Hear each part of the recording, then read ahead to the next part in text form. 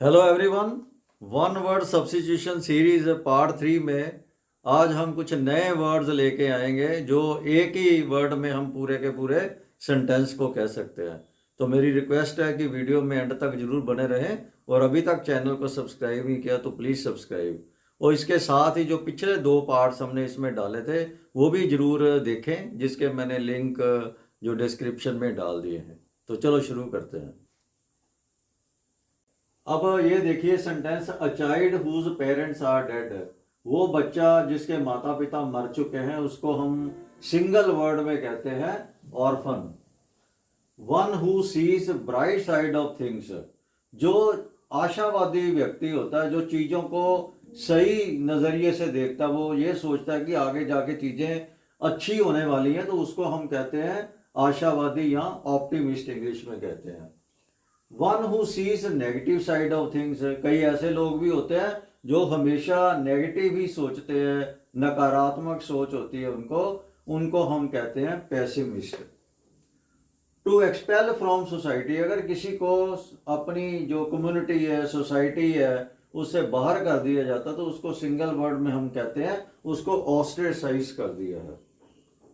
A remedy of all ills, सभी जो बीमारियां, सभी मर्ज का इलाज जो कोई चीज होती है उसको हम कहते हैं इससे panacea of all ills.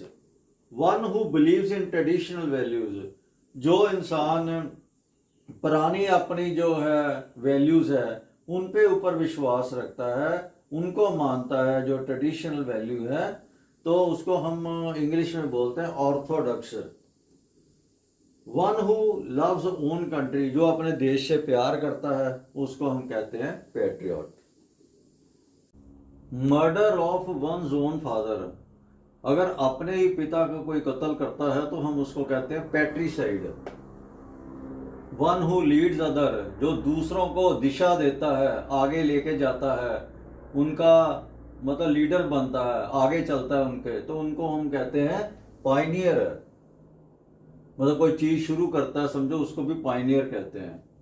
Marrying more than one wife eight A time, अगर कोई व्यक्ति एक ही समय में एक से ज्यादा बीवियों से मैरिज करता है तो उसको हम कहते हैं polygamy. One who takes up arms against government, जो गवर्नमेंट के अगेंस्ट जो हथियार उठाता है तो उसको हम कहते हैं रिबल है।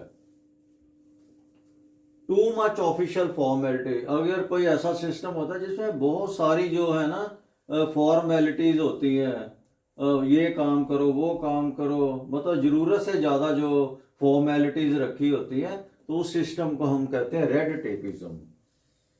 विच takes effect from earlier dates, अगर कोई चीज़ ऐसी लागू होती है, मतलब इंस्ट्रक्शंस तो आ जाती हैं लेकिन वो लागू पुरानी डेट से होती है, तो उसको हम कहते हैं रिट्रोस्पेक्टिव इफेक्ट।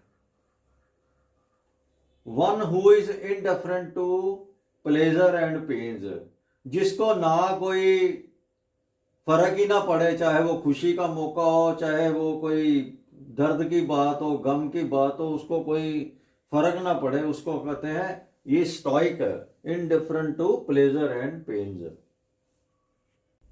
अगला देखो, violating sanctity of some religious place, किसी धार्मिक स्थान की जो पवित्रता है उसके मगन डालना, विघन डालना, या उसको खराब करना कह सकते हैं।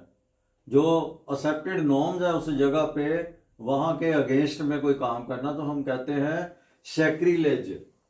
उस जो धर्म की आस्था है उसके अगेंस्ट में कोई ऐसा काम करना उसको सैक्रिलेज कहते हैं।